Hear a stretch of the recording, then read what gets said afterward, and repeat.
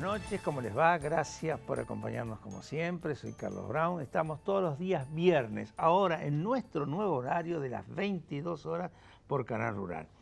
Y bueno, siempre tratamos de analizar temas que están vinculados con la temática productiva, con las cuestiones que afligen a nuestra gente, al país, algo bastante complejo, difícil, porque lamentablemente no estamos en un buen momento, ¿no? Uno empieza a analizar que la industria, que el comercio, que el sector agropecuario, que la problemática de las exportaciones, y se encuentra en todos los casos con datos que no son precisamente de los mejores, y siempre queriendo uno que esto salga hacia adelante, y lamentablemente siempre está la prioridad de los temas financieros, los temas impositivos, la problemática del Estado que no termina de resolver sus problemas y lo resuelve a través de quién, de los que trabajan, de los que producen, es así, y consecuentemente les causa daño. Bueno, hoy vamos a hablar del sector agropecuario y para hablar del sector agropecuario estamos con Gilberto Alegre. ¿Cómo te va? Hola, Tato, muy bien, gracias. Gilberto Alegre es un hombre muy experimentado, ha sido 20 años intendente de Villegas y diputado nacional, ha tenido distintos cargos también en la provincia de Buenos Aires, senador, pero últimamente para lo que yo te he llamado es porque ha sido presidente de la Comisión de Agricultura en la Cámara de Diputados de la Nación y allí es un ámbito realmente fantástico donde los temas de la problemática del sector se analizan con mucha intensidad. Sí, sí, lo que pasa es que nuestros poderes legislativos o nuestro poder legislativo no tiene autonomía. Generalmente depende del manejo del Ejecutivo. Cuando el Ejecutivo tiene mayoría, las cámaras funcionan al son del Ejecutivo. Así es. Y cuando los ejecutivos tienen minoría en las cámaras no funcionan. Solamente se abren para tratar algún tema de interés del Ejecutivo. O algo que se logre con mucha dificultad en acuerdos. Pero nunca en contra de lo que piensa el Ejecutivo. Siempre los proyectos del Ejecutivo. Entonces, si bien es cierto que en la Comisión de Agricultura, como puede ser en otras comisiones, se han dado debates interesantes o deberían darse debates interesantes, nunca se llegan a acuerdos porque el que no está de acuerdo es el Ejecutivo. Si el Ejecutivo estuviera de acuerdo, los proyectos salen. Y en la Cámara hay muy buenos proyectos presentados por distintos legisladores, pero no salen porque el Ejecutivo no está de acuerdo. Ahora, ¿qué tema es de este sector, ¿no? Que vos lo conocés también?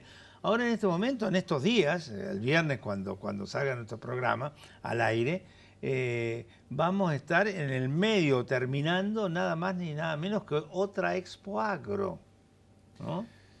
Sí. Y otra expectativa. Sí, yo ayer tuve la oportunidad de escucharlo en una charla que se hizo en el Círculo de Legisladores al canciller Fori. Y habló sobre la situación de América, habló sobre el sistema, en cierto modo, el sistema parlamentario, porque dijo, o de la clase política, porque dijo en determinados lugares del mundo hoy se tienen muy en cuenta las cuentas, la contabilidad.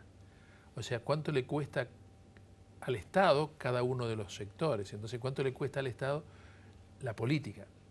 Y entonces, lo que la gente analiza es no cuánto le cuesta, sino la eficiencia. Correcto. Entonces, lo que nosotros, el problema nuestro no es lo que le costamos al Estado. El problema es si somos eficientes o no. Somos eficientes o no lo somos. Claro, y es claro que no somos eficientes. La clase política no es eficiente. Porque si bien el Ejecutivo puede tener un pensamiento, el Congreso podría tener otro en función de las distintas representaciones que se encuentran y llevar adelante proyectos que a lo mejor el Ejecutivo no estaría de acuerdo, pero tendría que conciliar. Nosotros vimos... O de última siempre tiene el poder del veto, Claro, que es un derecho constitucional. Pero en la primera etapa de este gobierno, el primer ejercicio en el cual compartimos bancas, hubo varias negociaciones interesantes en las cuales se llegaron a acuerdos sanos, digamos. Pero ¿qué es lo que nos está pasando en este momento? Este gobierno entró en enormes contradicciones. Una de ellas, y referidas a la Expo Agro y al sector, es que, por ejemplo, el anterior ministro y actual secretario tenía una bandera enorme que era la de las retenciones. el ministro Echevere, una de las banderas con la que lleva, bajar las retenciones. Lo dijo en su último discurso en la rural. Como presidente. Como presidente, Sí, lo sí, dijo correcto. cuando asumió como ministro y al año firma un decreto en el cual se vuelven a establecer las retenciones. Es decir, a mí me parece que como dirigente sectorial, devenido también a la política, lo que debería haber hecho es, debería haber renunciado. Che, perdón. Porque Y la eliminación de reintegros. Pero, absolutamente. O sea, todo un ataque contra la exportación. Es una bandera. Sí, sí. O sea, y entonces ahora dijeron en la Expo que era un impuesto distorsivo. No, no es un impuesto distorsivo, es un impuesto confiscatorio, porque no va sobre la rentabilidad del productor, sino va sobre su producción. Nosotros hemos tenido fenómenos climáticos de sequía, de inundación. Este año hemos tenido un fenómeno climático de grandes tormentas, con mucho granizo, con mucho viento, que han hecho muchísimo daño a los cultivos. Así es. Entonces hay productores que no han tenido rentabilidad en sus cosechas o no van a tener rentabilidad, pero lo mismo tienen que pagar retenciones. Las retenciones, si uno tiene un costo, supongamos, de 2.000 pesos para implantar una hectárea, a uno y obtiene un rendimiento de 2.000 pesos, le cobran retenciones, pero le están sacando de su bolsillo, de la producción. Entonces, estas cosas son las que uno no entiende. Entonces, este gobierno, una de las banderas fue vamos a recomponer el stock ganadero. Así es. ¿Qué hicieron? Ahora bajaron el peso de faena de las vaquillonas. O sea, hay algún sector que le conviene que baje el precio de faena, pero al país está no creciendo el porcentaje de matanza de hembras nuevamente. ¿Pero cómo? ¿Y qué es lo que va a traer aparejado? ¿Beneficio para el campo, para el país? No, para el país no. Pérdida de rodeo. ¿Y qué es lo que va a pasar dentro de poco tiempo? Vamos a bajar el peso de faena de los novillos. ¿Por qué? Porque nosotros estamos creídos que si bajamos el precio de faena, lo que vamos a lograr es que haya menos precio en el mostrador. Y no es así. Porque el precio responde a multiplicidad de factores. Desde el alquiler del carnicero, de lo que paga por la luz, los impuestos, de lo que la luz, el gas, la discusión de los salarios. Entonces, sobre el precio final inciden multiplicidad de factores. Entonces nosotros tendríamos o deberíamos tener presente cuáles son los bienes que el país necesita para exportar y la carne es uno de ellos. Yo recuerdo, por haber leído, porque lo viví muy de chico, el tema durante el gobierno de Perón cuando se comía pan negro. Y yo recuerdo una vez haber visto un programa de Tato Bores en la época de Lanuse, que decía que en la época de Perón decía había que comer pan negro y la gente comía pan negro y no se hacía problema. En la época de Lanuse dijeron vamos a establecer la veda para no se comía carne los jueves, dice, y había humo y asado por todos lados, no pasaba por cualquier lado, todo el mundo había asado en rebelión. Y bueno, esto es lo mismo. O sea, tiene que haber un consenso político para poder llevar adelante estas medidas. Y uno lo que observa es que este gobierno está haciendo cosas... Consenso, acompañamiento. Está haciendo cosas con las cuales, en contra de las que llegó. Entonces se deberían tomar otro tipo de medidas, pero cuando uno avanzó en una determinada dirección, no se puede retroceder así. Entonces, lo que más, en mi caso, lo que yo me parece que no debería hacer, es que la dirigencia agropecuaria esté aplaudiendo estas medidas. Porque la dirigencia agropecuaria va a ser víctima de esto, y ya lo es. Porque los precios han caído. Los precios han caído. Hoy en día los costos que tiene el flete, digamos, es carísimo. En algunos casos, inviable. Inviable. Más de 500 kilómetros, inviable. ¿Pero cómo? Estamos hablando de los costos de la cebada y el trigo en la zona de Balcarce. Va a ser problemática la siembra para la próxima campaña. Sí. Entonces, y estamos a 200 kilómetros, 250 kilómetros del puerto. Alberto, vamos al primer corte que tenemos de los dos y seguimos en un ratito. Adelante, señor director.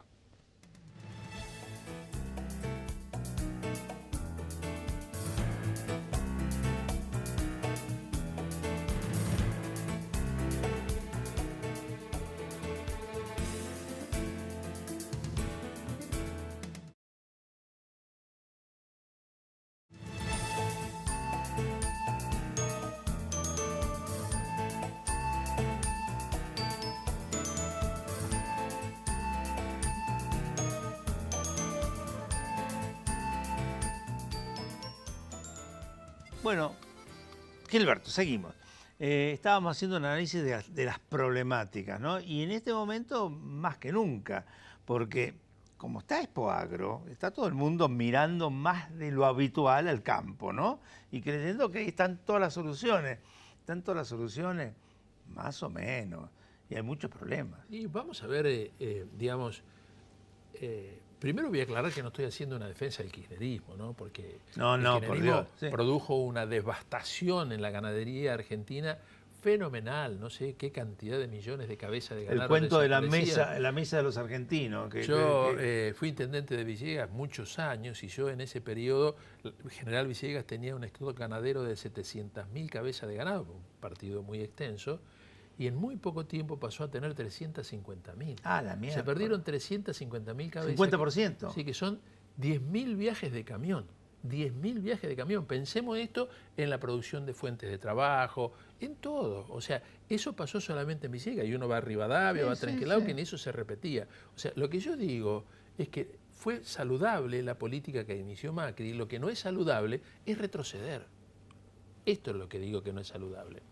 Entonces, uno lo que debe, ahora que hay un nuevo furor con la Expoagro, uno lo que debería plantear también son las objeciones a la política. Porque la política no es porque sea de mi partido yo lo tengo que aplaudir. Yo tengo que tener la suficiente clarividencia como para darme cuenta que hay cosas que no funcionan y tenemos que exigirla por más que sea el gobierno de mi propio partido. Porque de lo contrario estamos entrando en un terreno que es la obsecuencia. Y lo que la dirigencia gremial no debería hacer es esa situación. Lo que la dirigencia gremial debería hacer en este momento es tratar de ver al ciudadano urbano que a los productores de campo les va mal.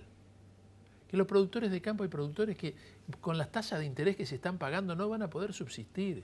Sí. Que las crisis que nos trae aparejado el clima no tenemos futuro. Contemos que recién fuera de cámara hacíamos un pequeño análisis de los 100.000 millones de pesos a las pequeñas y medianas empresas que había hecho anuncio el presidente con el ministro Sica. Bueno, anda al Banco de la Nación Argentina a ver dónde está ese capital de trabajo, no lo entendí nunca así, capital de trabajo que es descuento de cheque, no está el 25%, está el 59%, sí. Porque el Banco de la Nación Argentina no lo tiene operativo. Sí, lo que pasa es que la pelea que que tiene el gobierno con la inflación es enorme y va a ser muy difícil que logre frenarla con estas políticas que está llegando adelante, donde todos los días siguen aumentando los servicios públicos. Entonces, si uno ve la cantidad de locales que hay desocupados acá en el centro de Buenos Aires, si uno habla con los centros de las cámaras de comercio, la morosidad que hay en el pago de los alquileres es fenomenal. Y esto que ocurre acá en la urbe, también ocurre en el campo magnificado. Lo que pasa es que en el campo no se ve, no se nota, porque no tiene la repercusión que tiene en los grandes centros urbanos. Pero hoy, después que termine esta campaña, que va a ser una campaña excelente, que va a haber excelentes rindes, va a haber mucha gente que va a quedar muy mal. ¿Por qué? Porque el clima nos tiene muy mal. Entonces, si nosotros no tenemos la capacidad suficiente, y estoy hablando de la pampa húmeda, estoy hablando de la economía intensiva de la pampa húmeda, si nosotros no tenemos políticas para sostener el sector más dinámico de nuestra economía, difícilmente podamos salir. Gilberto, salir. ¿Cómo se va a hacer para compensar lo que pasó el año pasado con la seca y todas las consecuencias negativas que hubo con la problemática relacionada con la situación financiera de la mayor parte de la gente y la presión impositiva de las intendencias y de la provincia de Buenos Aires? Muy difícil. No, los intendentes no. Bueno, vos no. Bueno, yo he sido intendente, no, vamos a defender, no, más o menos lo vamos a defender. Pero lo que pasa es que hay toda una presión que viene de nación, que continúa en provincias y que sigue en los municipios. Consecuencia que toda la estructura del Estado se ha multiplicado. Sí. No sé lo que pasa en tu municipio, ¿no? Pero yo sé lo que pasa en mi municipio de San Martín. Se ha multiplicado por 2 la cantidad de personal. O sea, hay como toda una demanda fruto de la caída también del empleo privado. Nosotros en la próxima elección debe haber un gobierno de mayoría para que pueda llevar adelante las reformas estructurales que necesite el Estado. Y si no es un gobierno de mayoría, tiene que haber un gobierno de coalición. O sea, porque mientras nosotros sigamos peleándonos sectariamente, cada vez los gastos que tenemos en el Estado para sostener la política van a ser cada vez más improductivos, la gente va a vivir cada vez peor y nosotros vamos a pasar a ser enemigos de la sociedad. Entonces nosotros tenemos que tratar de conciliar esos intereses. Y nosotros tenemos determinadas fuentes de trabajo, de producción de riquezas, y una de ellas es el campo. Entonces nosotros no podemos utilizar toda la presión del Estado para además cazar en una jaula, porque aumentar la presión impositiva sobre los productores es muy fácil. Entonces, ¿qué es lo que pasa? Todos van a sacarle dinero a donde hay. Entonces, ahora viene el debate, el precio de las tarifas. ¿Quién lo paga? El productor. El precio de los salarios del campo. Vamos a hablar de los salarios, no, de los aportes sociales. Las contribuciones. Vamos a ver sí. que tiene. Es la mitad sueldo y la mitad aporte de contribuciones. O sea, mientras el Estado no trate de solucionar estos problemas, seguimos teniendo graves dificultades para contener la inflación y para sostener el aparato Y el empleador productivo. se encuentra con que tiene una masa muy fuerte de dinero para cumplir con sus obligaciones, pero aquí que en esa masa tan fuerte el empleado tiene una porción muy pequeña. Sí, claro. O sea sí, que claro. el que tiene que poder disponer de un dinero para su vida y para su consumo, como efecto inclusive multiplicador en los comercios de la zona, Sí, claro. lo tiene así chiquito. Sí. Y el resto se lo lleva el Estado. Sin hablar de la crisis del sistema, crisis del sistema lácteo. O sea, la pérdida de tambos que ha habido ha sido notable. Y el tambo es generador de empleo. Y se han cerrado muchos tambos y se siguen cerrando. Sí, hay 2 o 3 empresas lácteas muy importantes, no vamos a dar nombres, pero que se están presentando en concursos, porque no les cierran bajo ningún punto de vista sus números, y eso es consecuencia de una problemática fundamentalmente de presión impositiva y de costos financieros. Y de caída del consumo. Y caída del consumo, y dificultades para la colocación de los productos en las exportaciones. Sí, claro. ¿No? Sí, claro. Eso es uno de los temas más delicados que nosotros tenemos, es el hecho de que estos años de crisis que hemos tenido nosotros, donde cayó toda la producción y prácticamente cayeron todas nuestras exportaciones por el famoso cuidado de la mesa de los argentinos para que no aumentaran los precios internos, perdimos mercados. Y recuperar mercados es muy difícil, porque el país que compra alimentos tiene que tener garantizada el abastecimiento para abastecer su población. Y una vez que un país incumple sus contratos, empieza a tener, digamos, no ser confiable. Entonces, para volver a reinsertarnos en ese mercado productivo de consumo, lleva mucho tiempo. Es muy difícil. O sea, uno puede llegar a lograr aumentar la producción de leche, pero el tema es que ¿a quién se lo vendemos? ¿Por qué? Porque los mercados que eran antes nuestros clientes los hemos perdido, porque además, primero, todos los países están peleando por lo mismo, producir más para exportar más. Alimentos no son muchos los que producen, pero se están incorporando muchos países del África también hoy en día a competir en los sectores donde nosotros hemos sido muy eficientes. La gente, es cierto, dice la gente, bueno, la carne argentina es maravillosa.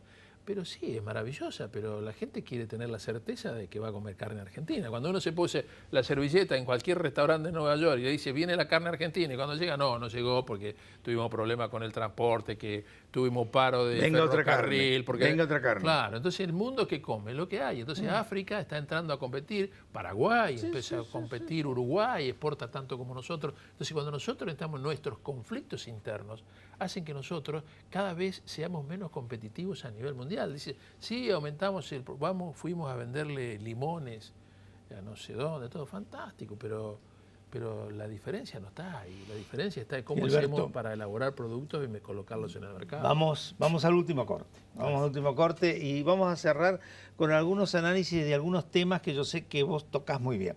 Adelante, señor director.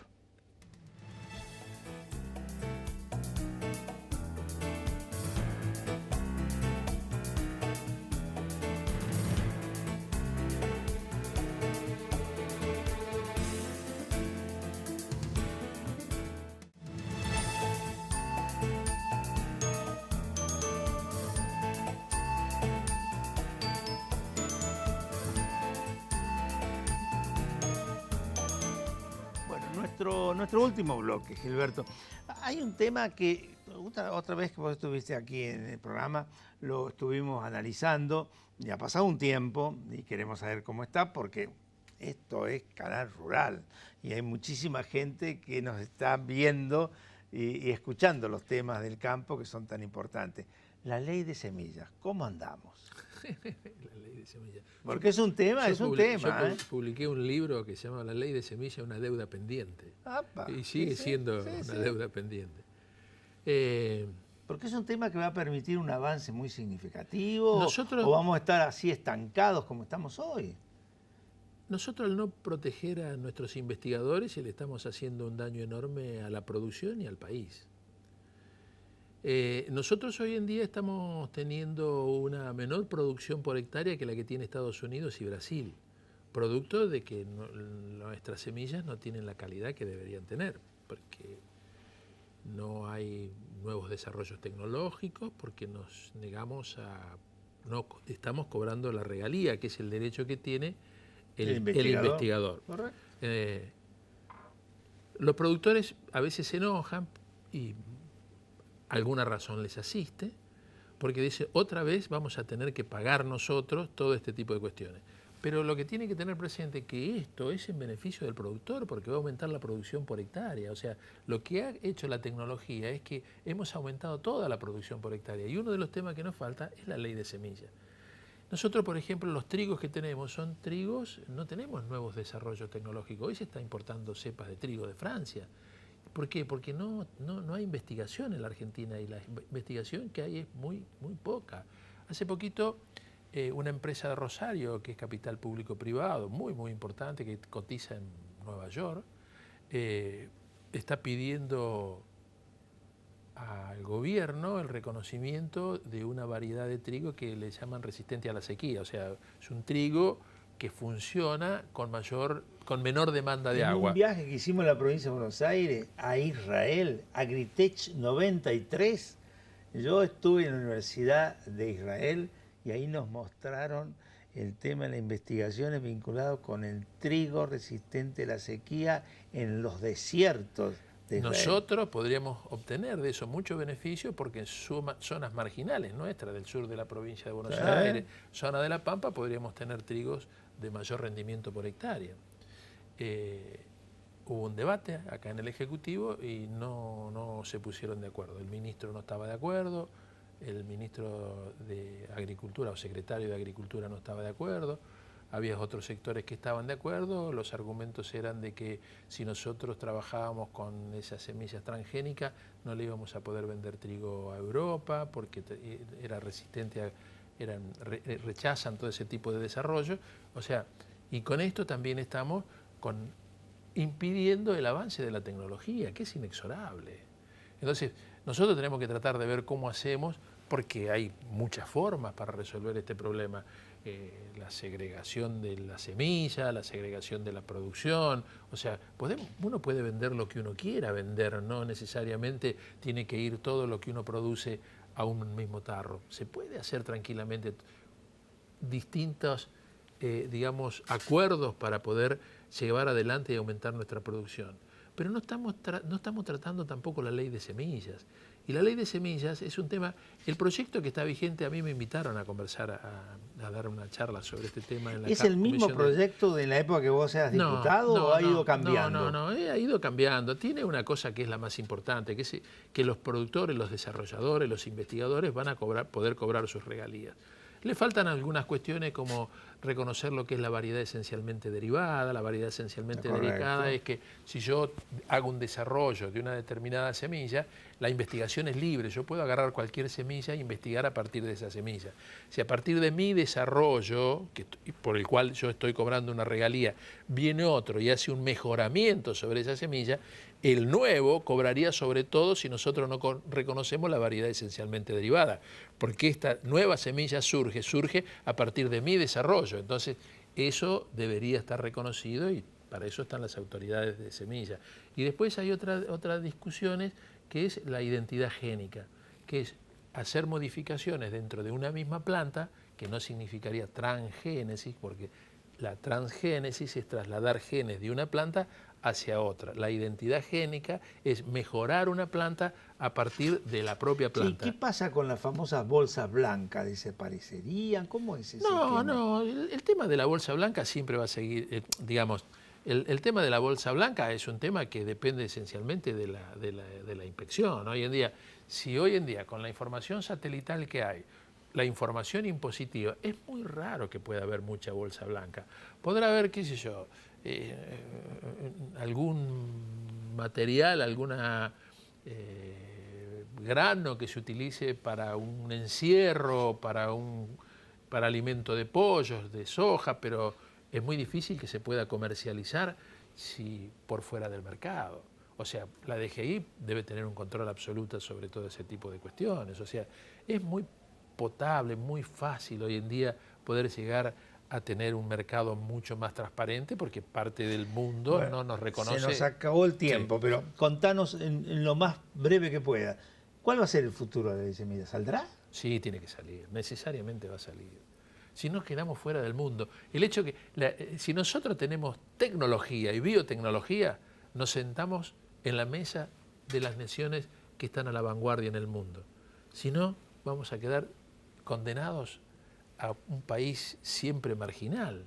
¿Por qué? Porque las empresas productoras de semillas van a ejercer los desarrollos tecnológicos en otros países. Y la mejor gente o los mejores investigadores que nosotros tenemos se van a ir afuera porque acá no se van a poder vivir. Entonces no tenemos otra alternativa. Si como país queremos ser un país desarrollado y en crecimiento, tenemos que apostar a la tecnología. Y Alberto, muchísimas gracias. Gracias. Muy amable. No. A todos ustedes los esperamos el viernes que viene.